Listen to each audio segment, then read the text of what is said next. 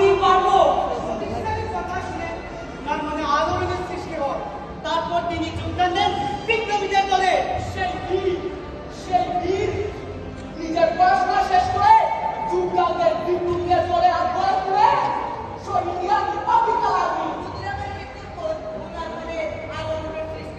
আর তাই তিনি ইংরেজদের সঙ্গে যুদ্ধ ঘোষণা করে।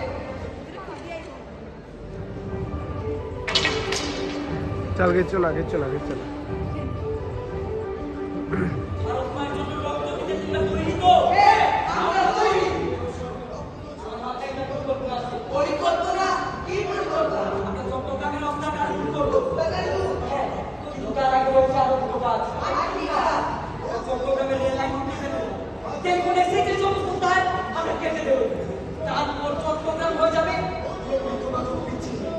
তারপর আমাদের সর্বশেষ পরিকল্পনা চট্টগ্রামের অস্ত্রাগার লুট। তোমরা তৈরি তো? আমরা তৈরি। বন্দে মাতরম, বন্দে মাতরম। চলো সবাই। 1830 সালে পরিকল্পনা মোতাবেক কাজ শুরু হয়। উপড়ে দেওয়া হয় চট্টগ্রামের রেল লাইন। তার পাশাপাশি কেটে দেওয়া হয় টেলিফোনের সুযোগের সফলতা। ইংরেজ সৈন্যরা তৈরি হয়ে যায় আমাদের সম্মুখীন হবে। আপনার কথা মতো টেলিফোনের সুযোগের সমস্ত তার কাটা হয়ে যাবে। আপনার কথা মতো রেল লাইন উপড়ে মেলে দিয়েছে। বেশ, এবার আমাদের সর্বশেষ পরিকল্পনা মানে চট্টগ্রামের অস্ত্রাগার লুট। বন্দে মাতরম, বন্দে মাতরম। চলো সবাই। সেদিন রাতে শুরু হয় চট্টগ্রাম অস্ত্রাগার লুণ্ঠনের কাজ। সেখানে পাহারা দিত ইংরেজ সৈনিক। কিন্তু তারা কিছু বুঝে ওঠার আগে বিপ্লবীদের গুলিতে ঝাঁঝরা হয়ে যায় তাদের শরীর।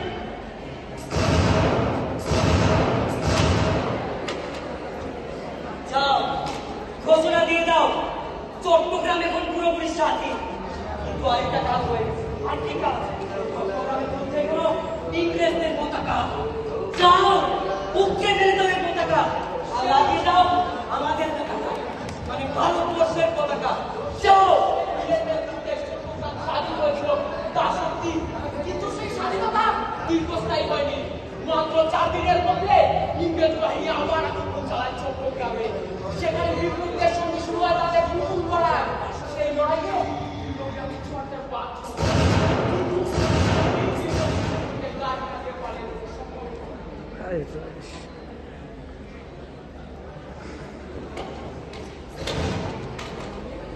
আমার পূর্ণ করে থাকছে, কিন্তু আমার সন্তান কোথাও পাচ্ছে না।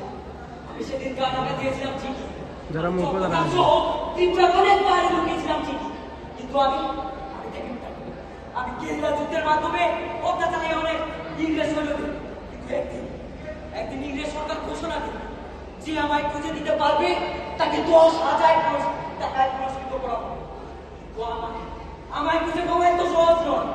কিন্তু একদিন আমি যখন আমার দলকে নিয়ে গ্রামের কোথাও বৈঠক করছিলাম, তখন আমার দলের এক বিশ্বাসঘাতক খবর দিয়ে দেয় ইংরেজ সৈন্যদের হাতে। মুহূর্তের মধ্যে পুরো গ্রাম ঘেরাও করে ফেলো। আমি থেমে থাকি, আমি আক্রমণ চালাই ওদের উপর।